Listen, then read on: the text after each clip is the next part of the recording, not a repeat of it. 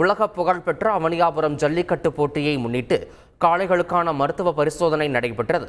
மதுரை விளாச்சேரி கால்நடை மருத்துவமனையில் காளைகளுக்கு பரிசோதனை நடைபெற்றது. காளைகளின் கொம்பு, திமிலின் உயரங்கள், வயது உள்ளிட்டவை கணக்கிடப்பட்டு தகுதிச் சான்றிதழ் வழங்கப்பட்டு வருகிறது.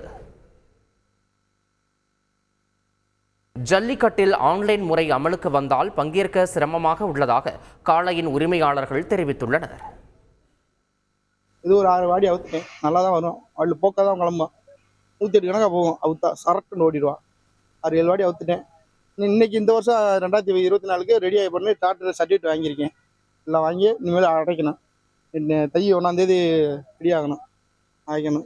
வீட்டில் பருத்தி விதை, பச்சரிசி, வைக்க எல்லாமே இருக்குது. நம்ம போட்டு வச்சிருவேன். அப்புறம் ஆன்லைன் வந்தால் தான் எங்களுக்கு அந்த வெரிஃபிகேஷன் வந்தால் எங்களால் கொண்டு போக முடியும். இல்லைன்னா அடுத்து எங்களால் பதிய முடியாது.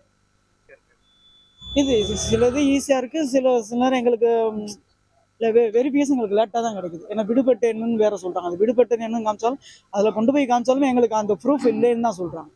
அந்த டோக்கனும் அதில் எங்களுக்கு நம்பரும் அந்த சீரியல் நம்பர் இல்லை, இதை கொண்டு வராதீங்க.